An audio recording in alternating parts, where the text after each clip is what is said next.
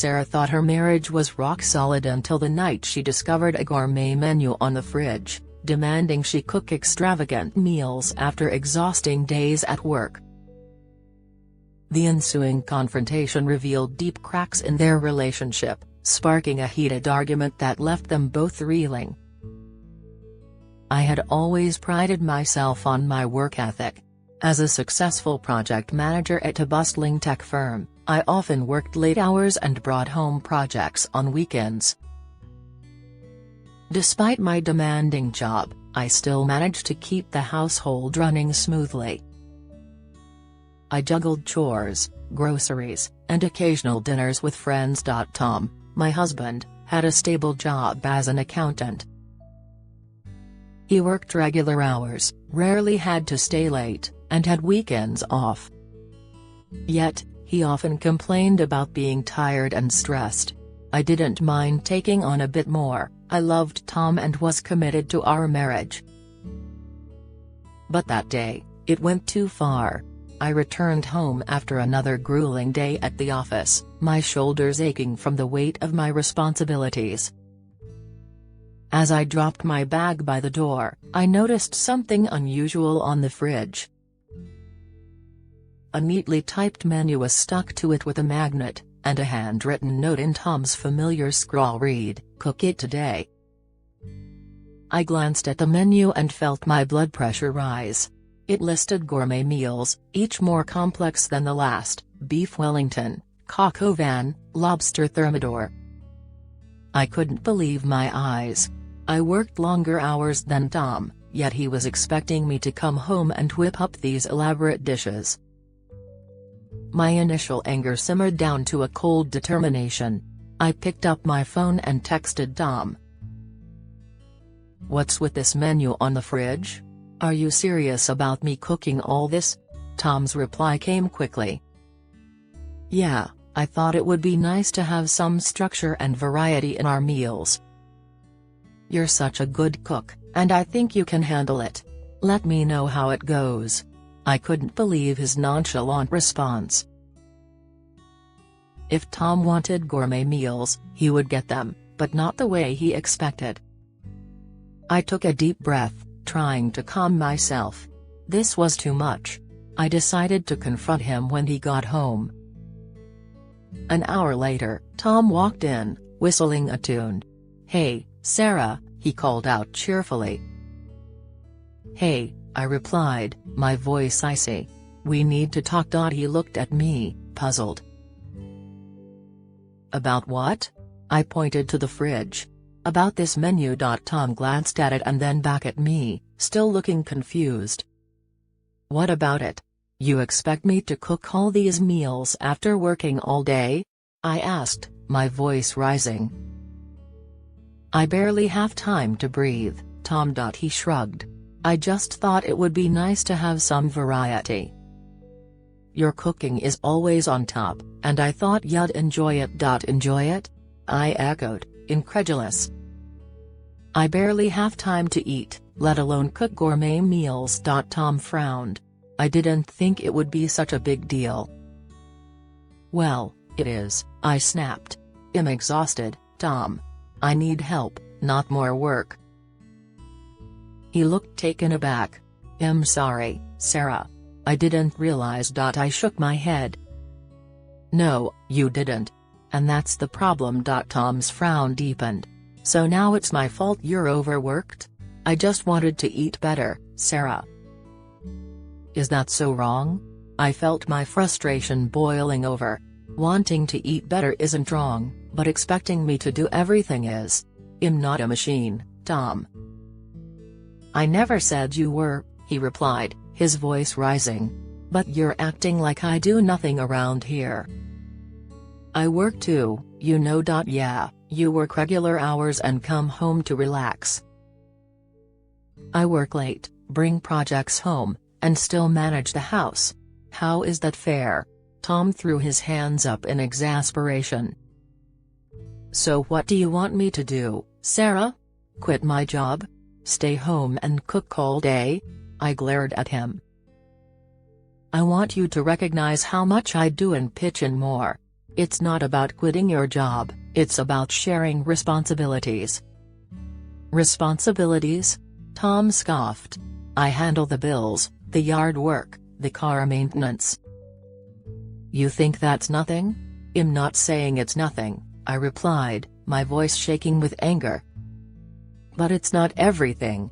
You don't see the daily grind I go through. Cooking gourmet meals is just another unrealistic expectation.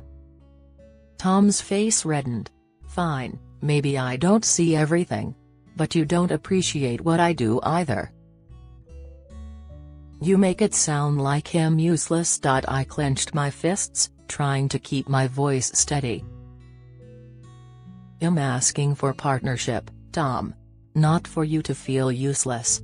Why is that so hard for you to understand? Maybe because you're always on edge, he shot back. It's like nothing I do is good enough for you. Because you're not listening, I shouted. I'm drowning here, and all you see is your perfect little menu. It's not about the food, it's about feeling supported. Tom stood up, his chair scraping loudly against the floor. I'm done with this conversation. I need some air. We stood there for a moment, but I knew this conversation wasn't over. Tom had a lot to learn about what it took to keep our lives running smoothly. And I had to figure out how to make him understand without losing my mind in the process. This was just the beginning. The next few days, I went about my usual routine, but with a new plan in mind. I made a few calls and arranged everything perfectly. When Friday came, Tom walked through the door to the delicious aroma of a perfectly cooked beef Wellington.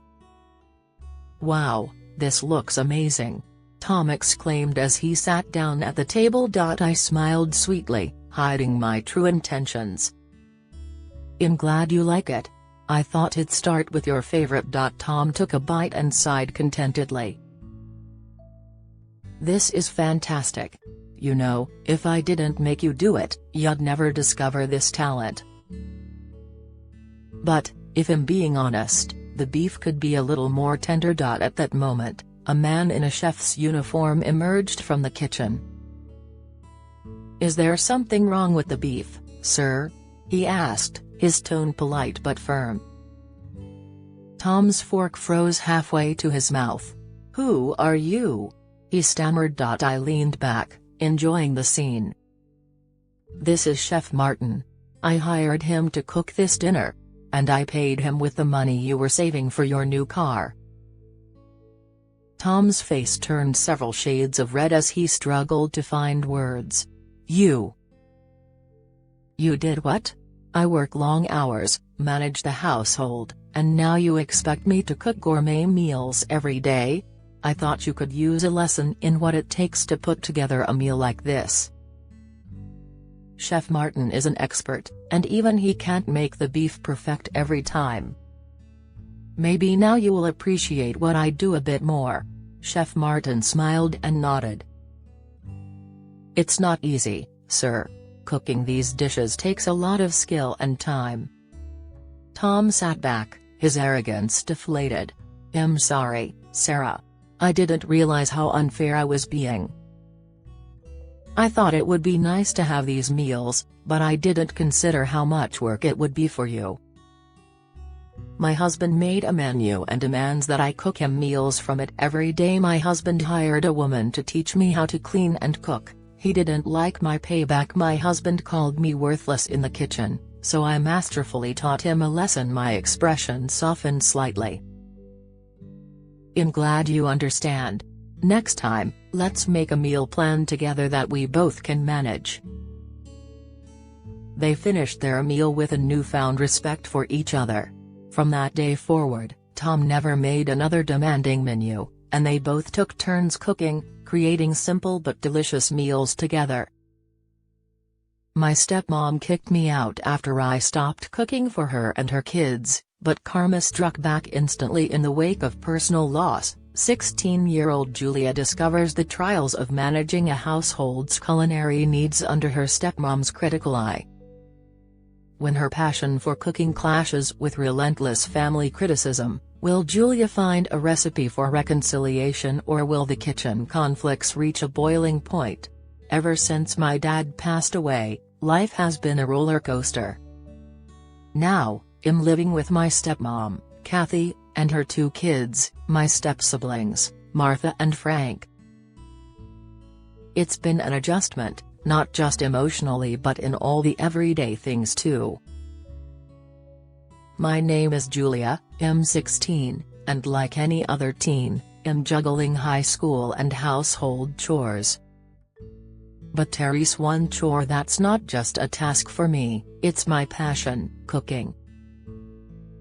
I started taking cooking seriously about 3 years ago, finding solace and joy in creating meals just for me. It was my little world where I could experiment and escape. It wasn't long before Kathy noticed my knack for cooking and decided that I could extend this little hobby to cooking for the entire family. At first, I was on board. I thought, why not share this love with everyone? Click here to read the rest of the story. This work is inspired by real events and people, but it has been fictionalized for creative purposes. Names, characters, and details have been changed to protect privacy and enhance the narrative. Any resemblance to actual persons, living or dead, or actual events is purely coincidental and not intended by the author. The author and publisher make no claims to the accuracy of events or the portrayal of characters and are not liable for any misinterpretation. This story is provided as is, and any opinions expressed are those of the characters and do not reflect the views of the author or publisher.